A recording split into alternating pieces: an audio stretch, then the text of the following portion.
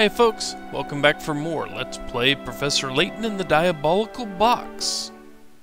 We're not quite done yet. Not in this room anyway. I see you've taken quite an interest in that picture. Is this what I think it is? It's a photograph of the entire Herzen family, who were responsible for Fulsen's legendary wealth. The distinguished older gentleman on the left is Duke Herzen. His youngest son, Frederick, is in the middle, and his eldest son, Anton, is on the right. That Frederick, that's Mr. Beluga, the founder and owner of the Momentary Express, is it not? Oh, you know him? Well, in addition to owning a railway, Frederick is a friend of mine and owner of this museum. It's a sad story, really. He cut all ties to his father and left town 50 or so years ago. When he left, he took a small portion of the Herzen wealth and used that to start his railway. Yes, Frederick is quite a study in contradictions. He disliked his father enough to change his name, but he returned to Fulsen's to found this museum. Did the feud extend to all the members of the family? No, Frederick and Anton were always quite close. But their relationship with their father was never the same after that fateful day. What day was that, sir? The day Duke Herzen discovered the vein of gold that brought so much wealth to Fulsen's. He was a different man after that. Something changed him. Greed, perhaps? Well, yes, that. But there was something more than greed infesting his heart. What do you think that was? I think it's best if we end this chat here. It's not my place to speculate what goes on in the hearts of other people. Of course. Tell me this, though, if you can. Where is Anton now? That's a good question. I've heard rumors that he might still be living in that old castle, but I can't imagine anyone would live in a place so run down that people called the Vampire Den. Gracious, look at how long we've been chatting. I think it's time for me to get back to work. Please, look around for as long as you like. I guess even rich people have problems, huh? We are done here for the moment. So, please want tea. Please don't make me walk back and forth. You're gonna make me walk back and forth. Well, first we need to talk to you anyway. Am I correct in believing that you two are searching for a lead on the Elysian box? Yes, that's right. Would you happen to know anything about it? I'm sure you already know that the Elysian box is a Herzen family heirloom. At Mr. Beluga's request, I've been researching the history of Fulsen's and the Herzen family. In doing so, I uncovered a secret in this town's history that reveals the truth of the Elysian box. Intriguing. What is this secret you speak of? It's easy to ask that question when you don't know what you're getting into, Mr. Layton. But if you thirst for the truth and are ready to face it, you'd do well to visit the town mine. Many miners used to keep little journals down there to document their time below ground. If you can find one of those, you'll have a first-hand account of what transpired back then. Thank you for the advice. We'll go have a look for ourselves. Come, Luke, let's head to the mine. And we got a new diary key. And decide to go visit the mine. And we get to serve you tea. The Herzen Museum holds a most impressive collection of writings recovered from the family. The other day, while thumbing through an old account of Kessel provisions, I discovered something. Interesting. Please do continue. I have a weak spot for matters of this sort. I read an account about a very special tea. It was said to commemorate the extinguishing of a great fire and the spark of a new one. Sadly, it seems the ingredients for this wondrous tea have been lost to the sands of time. Oh, what I wouldn't give for a chance to savor that historical blend. I suppose that's an impossibility now. Not necessarily, my good man. Perhaps we can use modern ingredients to recreate this legendary tea. Your knowledge of tea is clearly expansive, Mr. Layton, but could it really be possible? I can't guarantee I'll get it right, but I'll see what I can come up with. And now we need a miracle tea. Again.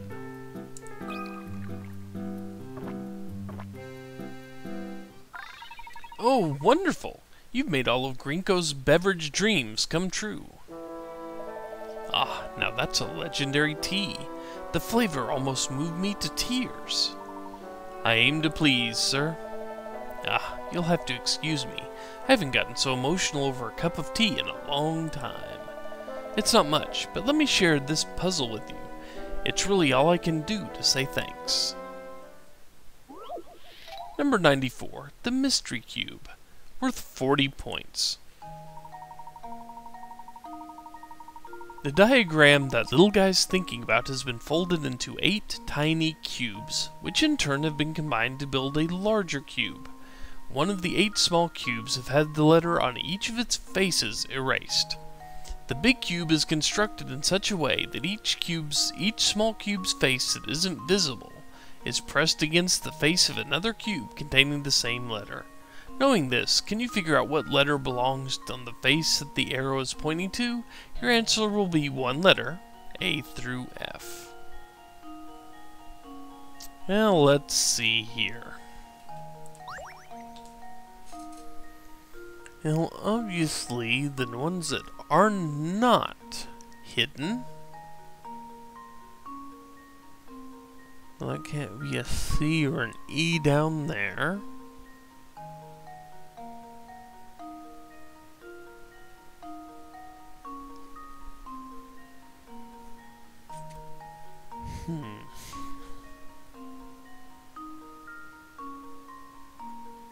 So what letter is going to be on top there? That's my question. What letter's going to be on top? Okay, it's whichever one that the C is pointing toward when you fold up that cube. And that would be D. So D would be on the bottom of the cube. So D would be the letter in between that little area there.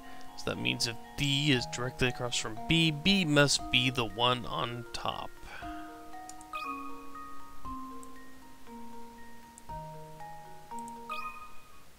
And now to test my theory. A true gentleman leaves no puzzle unsolved. Not really, no.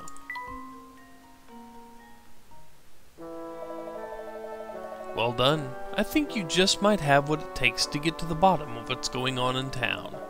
I don't think I've got much to offer you in the way of help, but I'll be rooting for you. And now we are down to one person left that needs tea. We are almost done with this tea quest. The very, very British tea quest. But we also have a diary entry to check out, too. Ever since she left, Father and I have been at each other's throats day and night.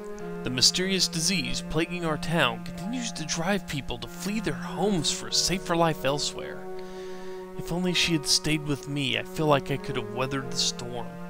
I still ask myself why she left this town. If she truly loved me, then why did she leave? It's a good question. At least we know the name of the person to whom this diary belongs. That would be Anton. But anyway, we're done with the museum. At least for now.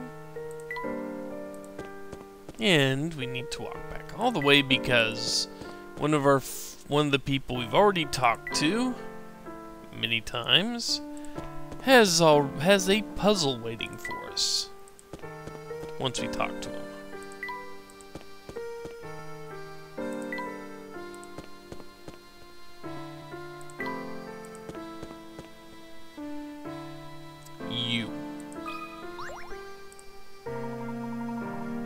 Hey there, guys. Getting close to finding out what you're looking for? Things are coming along nicely. Thank you for asking. Oh, but Sammy, as the conductor, is it all right for you to be away from the train like this? Pfft, man, forget that train. Even if I cared, today's supposed to be my day off. But here I am. First I get sent off after the Elysian box, and then I'm accused of murder. It's a total drag. Sammy Thunder's no murderer, man. After all that craziness, it's definitely time to chill out with the puzzle. Here, check it out. Number 67, Sammy's Work Week. This puzzle's worth 40 points. So let's say today's my day off. If yesterday wasn't also a day off, then I'm off again tomorrow. If, on the other hand, I was off yesterday, then tomorrow I have to go to work. Say I worked today, bummer. If I didn't work 2 days before today, I'll have to head to work tomorrow. But if I did work 2 days ago, I'm off tomorrow. Yow! Assuming a 365-day year, and ignoring weekends and holidays, use what Sammy said to figure out how many days he works in a year.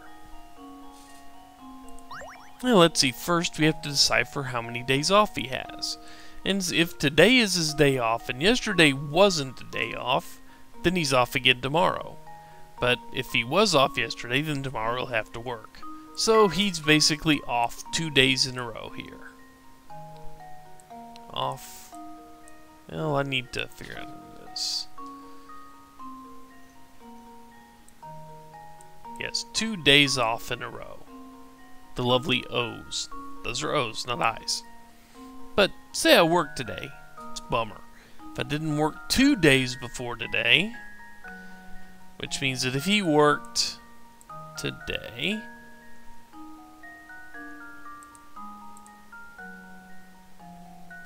if he did not work, then he has to come in tomorrow.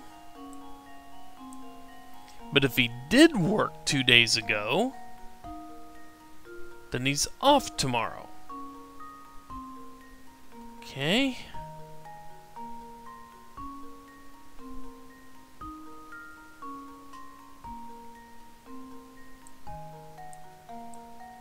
Assume, yeah, okay, that works. So let's see, he works, to try to decipher this, he works 3 days in a row, and then he's off 2 days, and he works 3 days, and he's off 2 days. So basically he has a 5-day cycle. Yeah. So if he didn't work 2 days ago, then he has to come in the next day. So let's see. He comes in, and he was off work 2 days ago, so he has to come in the next day. That day, he was off work 2 days ago, so he comes in the next day. But that day, he comes in, and he was in 2 days ago, so he's off the next day, and it continues. Okay, that makes sense. So now, of every 5 days, he works 3.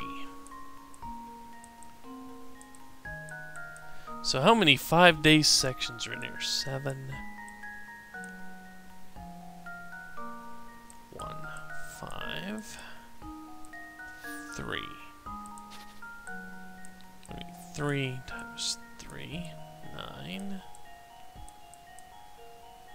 There we go.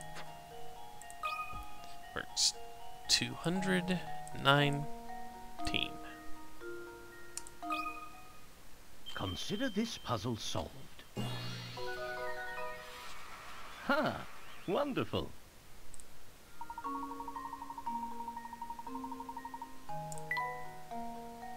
It's not bad. It's pretty similar to a schedule I used to work. Nice answer, man. It was so sweet that it makes me want to hit a high note. Yow! You know, the boss is a pretty lucky guy. I mean, the dude that owns his own train. And here we are in the middle of nowhere searching for some old guy's loot. Don't get me wrong, some moolah would be sweet, but sometimes the boss can be real greedy. So now let's get set up for the next video, because it's just about time to call it a day.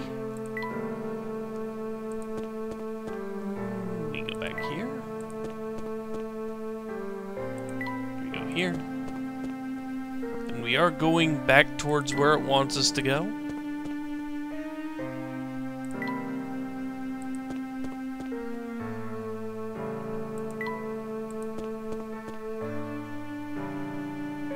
And now we have a dude and a guy. You know, Hamster's going to help us out. We will talk to him shortly. Or actually, we will talk to him in the next video. Well, let's see. Yep, there's another one. And then... Yep, there is number 3. So instead of dragging this video out another 2 or 3 minutes like I have been lately, I'm going to kill it here. When we come back, we talk to Mr. Sunglasses at Night here. So until then, take care folks. See you later.